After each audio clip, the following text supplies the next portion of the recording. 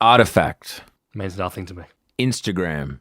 Okay, now we're talking. Artifact is the new app from the original founders of Instagram.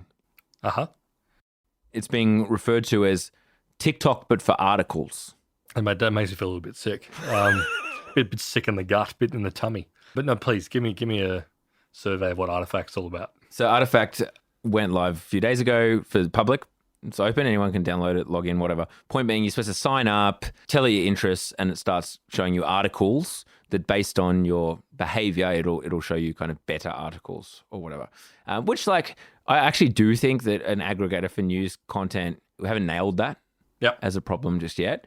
You know, I sign up to a lot of newsletters. I use Slick Inbox as an attempted reader for the subscriptions I sign up to. It sucks. It's not the right experience. I want it to be a kind of a scrolly experience, blah, blah, blah. Whatever. Many people have tried. Apple News is the obvious one. There's a Flipboard, all of that. It is supposed to be an aggregator for news content that, as well as adding your paid subscriptions to, it kind of learns what you like via AI. Yep. People are saying that the idea, though, because it's the Instagram guys, is it's going to be a backdoor into social media. Like a Twitter-esque, it's a Twitter killer is what people are kind Social media for text. Yeah, exactly. A text social media platform, which, as our listeners probably know, the readers are a dying breed. It's a bad medium, unfortunately. I like it. Oh, I love it. I know you love it. Yeah, the written word is a real window into the sort of interiority of someone's soul, which unfortunately... Maybe 4% of consumers want to look at the interiority of someone's soul. No, exactly. Well, it's also quick. Like reading is much faster than any form of content, unless I guess you speed up a podcast times 3 or whatever. Yep. I'm at kind of 1.8 to 2 times sped up, but reading is faster. See, I'm a 1x podcast guy because it's so boring. It's slow, but also I authenticity is what I want. Doesn't it upset you to think that people might be listening to this podcast at 1.5 or 2 times? Oh, I prefer it. If I ever listen back to our podcast, which is very rarely, I listen to it sped up, and it's great. Yeah, well, you heard it here first, folks. Straight from the horse's mouth, and not worth hearing in its original form. For me, I'm used to very fast. Okay, and which I know that people get mad at and call us freaks and whatever. Whatever. We just get bored quick. Anyway, Artifact. So the idea being, okay, to start a social network, the problem is you need people. You need the social graph. There needs to be other people on that. There needs to be that flywheel of like, I get on there because my friends are on there, blah, blah, blah. And so the whole AI article thing, while still obviously being a fundamental feature of the app, is like once they get enough users, it becomes socialized. And there's already some kind of little social aspects to it. Like when you send someone a link, you know whether they've opened it or not, which is a little scary. Yeah. As I was saying to you before when you were explaining this concept to me, I would say of the links that people send to me personally, I'm not talking about in a group chat environment where links are flying thick and fast and, you might click and peruse them.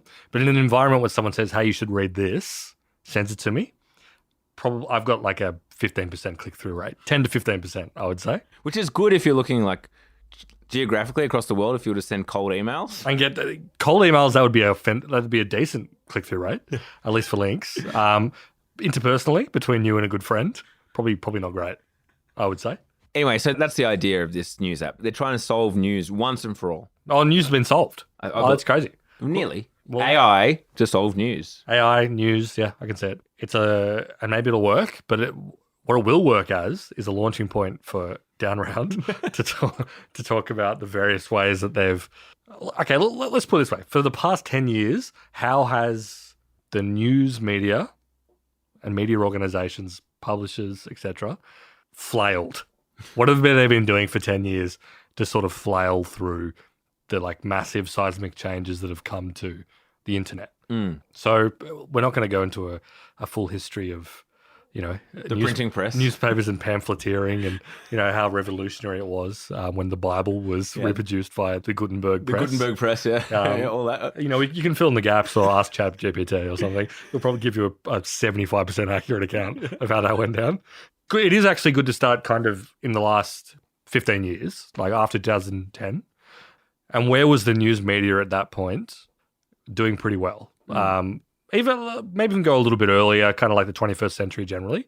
It used to be that being a company that ran a major news outlet was a phenomenal business. Yeah. The rivers of gold, they used to call it, powered by advertising and classifieds. people kind of underestimate, people who don't think about this stuff, underestimate just like what a phenomenal business running a classified section in a newspaper used to be. They owned the distribution. At the time, distribution was scarce. It's hard to get a piece of media out to lots of people. Exactly. And so if you had made the capital investments in order to have distribution to a wide range of people, that's highly valuable. I hope you enjoyed that little snippet. Unfortunately, we're keeping the rest of it pretty close to our chest. We're locking that up, lock and key, in the golden safe, $7 per month. Yeah, go and sign up for our Substack. It also helps us, right? You're listening to the free episode, obviously. Come on, sling us some coins this way. Come on. Help us help you by giving us $7 a month. And that $7, inflation, that's not that much anymore. No, seriously, it's nothing. Exactly. That's like, what, a carton and a half of milk? Yeah, it's a corn cob. Yep, exactly right. You can go to downround.net, downround.substack.com, or even just Google Downround Substack on Google, and you'll find us.